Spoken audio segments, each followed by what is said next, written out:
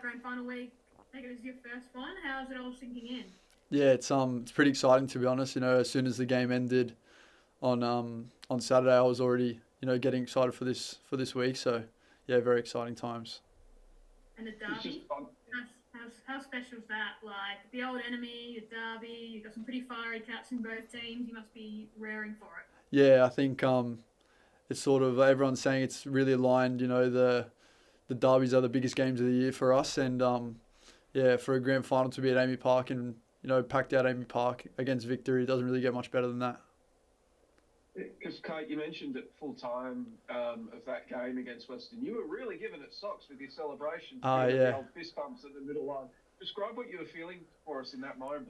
yeah, a bit of I don't know, it's just excitement for the game. It's been a really long season. We've worked so hard, and to get to this point, it was a great feeling and a little bit of relief to be honest. That we'd got through those two games against Western, who are a tough opponent, and got ourselves in the grand final.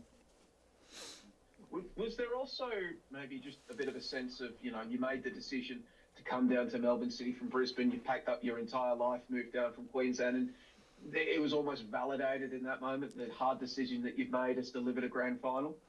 Um, yeah, I guess so. Like it has been I wouldn't say it's been a tough move. It's been a good move for me. I've really been enjoying my time, and like I said, we put so much hard work in. So it felt like we really deserved to be in the grand final. And yeah, like I said, a bit of relief to be honest when that whistle went. I know it's a city home final, but we're all in reality we know there's going to be a lot of Victory fans there, so Yeah, it could end up being a pretty hostile home grand final for yeah, you. yeah, How do you guys tackle that? yeah. It's just the same as the other three derbies we've had this season. It's pretty. There's always that Victory end's always pretty full, and hopefully the City end can be full as well this week. I think it makes for a better atmosphere, to be honest, for the people watching it, even for the players. The more hostile it is, the more you enjoy the game. So yeah, I can't wait, to be honest. Is there something special? Like I know you've scored in derbies, that sort of thing. Like Yeah. when you do it and it's backs to the wall, you know that a big chunk of the crowd is not on your side. Um, I wouldn't say that. It's just more excitement, the build up of the game, and then you walk out to the pitch, and you see both ends singing, and that environment. It is hostile, like you said, and it definitely just makes the game more enjoyable, I'd say. Because we've seen you pop up with some penalties this season as well. Yeah, We weren't maybe expecting you to be a penalty taker this season. yeah. Where has that come from? Have you always had this ability? I'd taken a few penalties before I got here, and Sunder, the goalkeeper coach, had seen that, and he asked me if I felt comfortable at the start of the season taking them if I was called upon, and I am. And it just happened to work out that Maxi wasn't on the pitch that day, and I had to step up. And like I said, I feel confident taking penalties. So if I'm called upon to take one, I'm confident. Yeah. Does that mean that if we go to the dreaded shootout on Saturday, that you'll be one of the five stepping up for City? Yeah, I'd like to say so. If it gets to that point, I'll definitely be putting my hand up. You'll be practicing? Yeah, yeah. Everyone's been having a few penalties. Yeah, of course you have to, I think. Kai, you just mentioned Max Caputo before. He and Ale Leane were both two players who, over pre-season, get horrible injuries. Yeah. Probably had some doubts over whether they'd get back, and then have both played important roles in the back end. Watching those guys go through their rehab and that difficult journey, how impressive has it been? Yeah, well, they were both up until they got injured in pre-season. They were two of the best players. And to be honest, for me, it's not really surprised how well they're doing now. They both worked so hard in their rehab and kept their heads down and stayed positive. And they're reaping the rewards, and so is the rest of the team. To be honest, they've both popped up with goals and big performances when it's mattered, and it's been great for us to have them back in the team. How special has the ride been, considering all the injuries and setbacks this team's been through along the way? Yeah, it's been a crazy season with the injuries and stuff we've had, but I guess that's football. There's always going to be injuries, and it's been so good to have everyone play a part from literally. It honestly feels like every player's played a part in the season. Benny Mazzio scored a goal against Brisbane for us to win. There's been so many. Arion as well got an assist, and they're not even in the squad anymore, but they're right with us, and everyone that's been called upon has done a job, and that sort of summed up our year, I would say. Because one of the fellas that hasn't been able to contribute as much as he he would want on the field. Andrew Naboot goes down with that ACL injury, but feels like when I'm talking with Aurelio or boys throughout the squad, he consistently comes up as somebody that's been contributing off the field throughout his rehab throughout the season. What sort of role has Andy played, even if he can't get on the park? He's an unbelievable leader. What everyone says about him is exactly how he is. He leads by example. Even at the start of the season when he was playing, you could see how he plays and how he leads. And then now that he hasn't been able to play every week, he's still positive around the training pitch and around the gym. You see how hard he works. Even though, he won't be back till next season, he's still one of the hardest working players in the gym every single day. And even players like Jegs as well, he hasn't had much luck this season with injuries, and he's still in the same as Andy, where they're just leading by example in any way they can. And I think it pushes all the boys on the pitch onwards every week and working hard for them as well as the teammates on the field.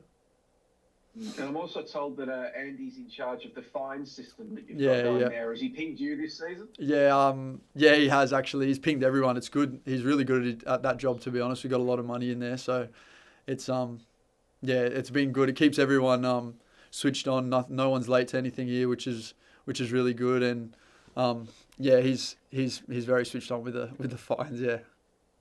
Who's contributed the most to that end of season fine pot? I don't know. It's been pretty well shared around.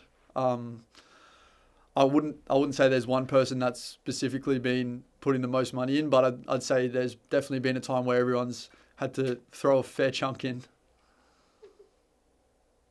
It could be a really big few weeks here. We know you've been in Socceroos camp before. I know you've got the grand final front and centre in your mind. Yeah. Is that something that excites you, the possibility that you have this and then you might be jetting off to a really big experience? Yeah, for sure. To be even in the conversation for Socceroos is really special for me. And if I do get that opportunity like last time, I'll be ready to help in any way I can. And but like you said, the grand final is my only real focus at the moment, and just, I guess, getting ready for Saturday. Yeah. You play in that same backline as him. What is it like having Aziz as a captain? We know he's fiery. He goes into bat for his teammates. He leads by. What is it that's so special about him?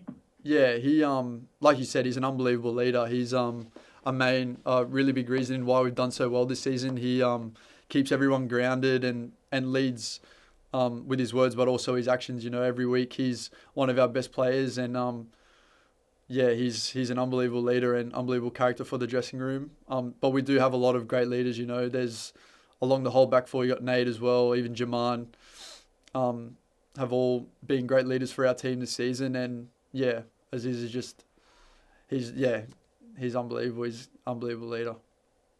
He's a fiery man and he loves a derby. Yeah. Are you ready to step in and hold him back if you have to? I won't be holding him back. I'll be letting him go and just trying to help him, I guess.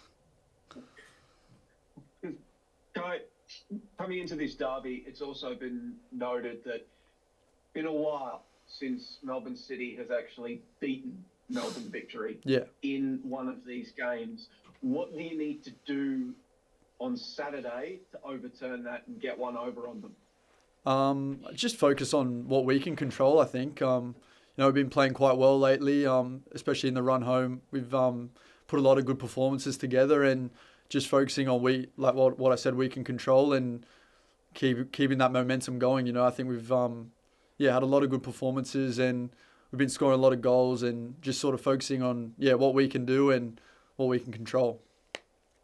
Because when you look at that Victory side, their attack is filled with big name players. We don't know about Ignish can play, but even then you've got Machach, Darzani, Fornaroli, Burgos. You're tasked with shutting them down. How do you go about doing that? It's just the things that we work on the training pitch. Like you said, they've got a lot of big name players who are very dangerous, but the coaches are going to give us a plan on how we can shut them down and how we can go forward and attack their goal. Because Victory they've been quick to take on the underdog role in this game. They're declaring the pressure's on you. You finished second. You made Asia. Nobody believes in them. Do you welcome the favouritism tag in a case like this?